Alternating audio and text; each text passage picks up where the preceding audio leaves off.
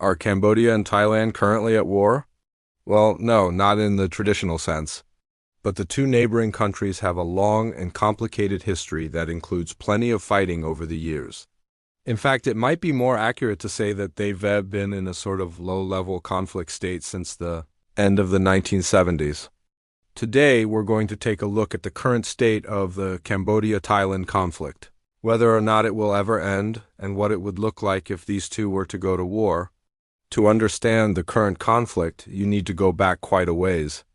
The current conflict is actually an extension of a series of wars that took place between the two nations between the 5th, 10th, and 17th centuries, known as the Khmer-Thai Wars.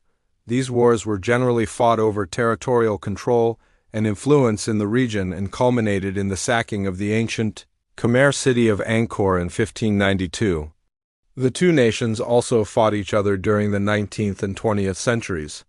But the border disputes that exist today mostly stem from differing interpretations of two early 20th century treaties and maps drawn during the French colonial period in Indochina.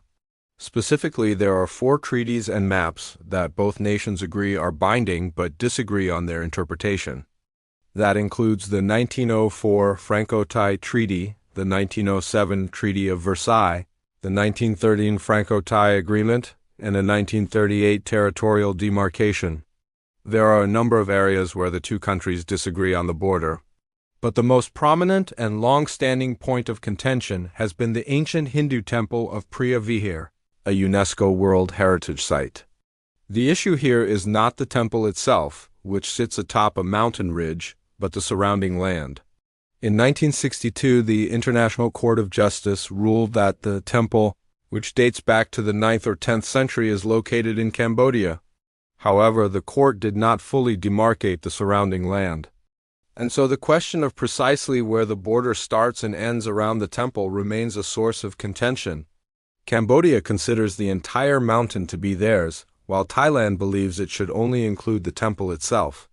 The situation came to a head in 2008 when Cambodia applied for and received UNESCO World Heritage status for the temple. Clashes between the two armies near the temple, which have been ongoing for years, became much more frequent and intense. Sporadic fighting continued until 2011, leaving dozens dead on both sides and displacing thousands of civilians.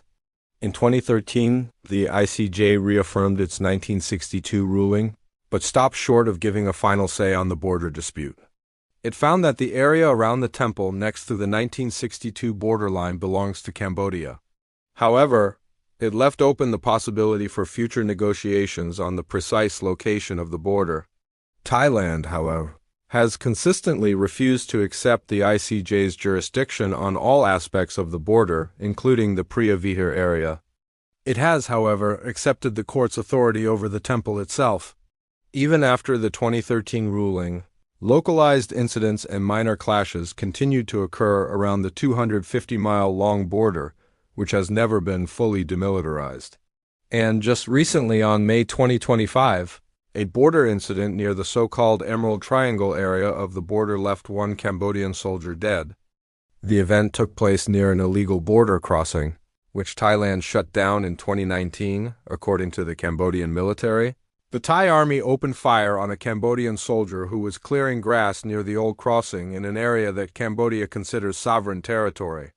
Thailand claims the shooting took place on its own territory and that the soldier was killed by a landmine. Tensions are high, and there are conflicting claims about the exact location of the border.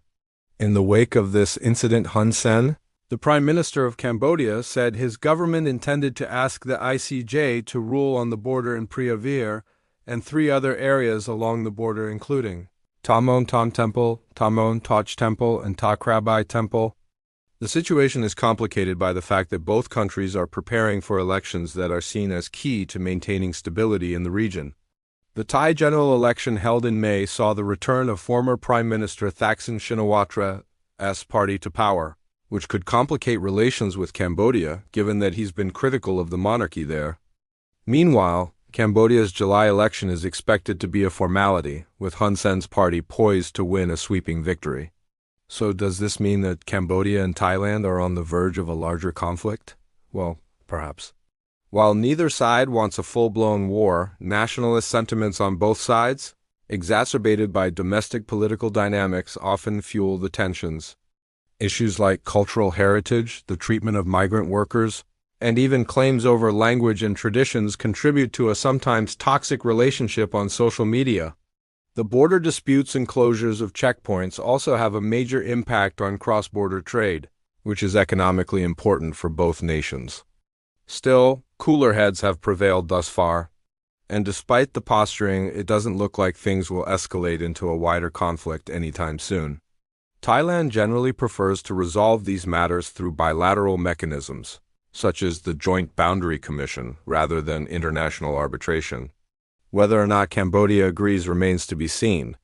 Thanks for watching. If you enjoyed this video and want to see more content like this, please subscribe.